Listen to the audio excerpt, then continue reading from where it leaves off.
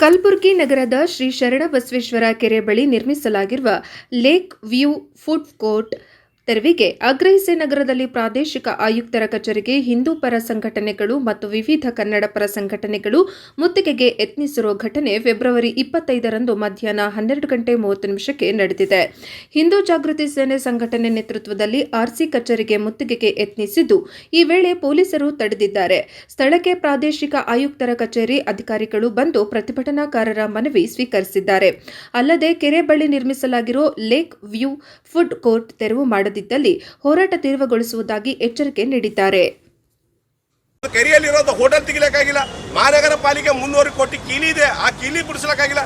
ಇವತ್ತು birth certificate ತಗೋಬೇಕಾದ್ರೆ ಹೋಗ್ತಾದ್ರೆ ಕೀಲಿ ಇದೆ, ಅವ್ರು ಕಂಪ್ಯೂಟರ್ ಚಾಲು ಮಾಡ್ತಾರೆ, ಕೀಲಿ ಹಾಕೊಂಡು ಹೋಗ್ತಾ ಇದ್ದಾರೆ. ಅದಕ್ಕೆ ದಯವಿಟ್ಟು ವಿನಂತಿ ಮಾಡ್ತೀನಿ ಜಿಲ್ಲೆ ಉಸ್ತುವಾರಿಗೆ, ನೀವು ಇಲ್ಲಿ ಪಿಕ್ನಿಕ್ ಬಂದಾಗ ಬರೋದು ಬಿಟ್ಟು ನೀವು ಈ ಜಿಲ್ಲೆ ಉಸ್ತುವಾರಿಯವ್ರಿಗೆ ಗುಲ್ಬರ್ಗಾದವರು ನಮ್ಮವರು ಅಂತ ತಿಳಿದು ಬರೋಂಥ ಕೆಲಸಗಳು ಮಾಡಿ ಅಂತಂದು ನಾನು ಅವರಿಗೆ ಎಚ್ಚರಿಕೆಯನ್ನು ಕೊಡ್ತಾ ಇದ್ದೀನಿ.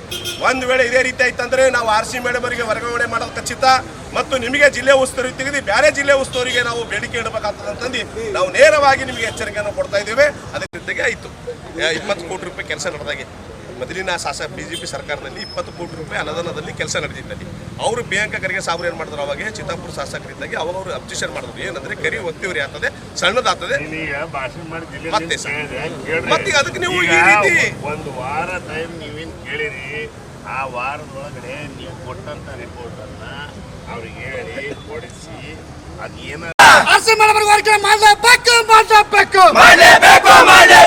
RC ಮೇಡಮ್ ಕೂಡ ವರ್ಕಳ ಮಾಡಲೇಬೇಕು ಸರ್. RC ಮೇಡಮ್ ಒಂದು ಫೋನ್ ಅಚ್ಚನ ಮಾತಾಡ ಸರ್. ಮೇಡಮ್ ಬಗ್ಗೆ ಏನು ಮಾತಾಡ್ಬೋದು.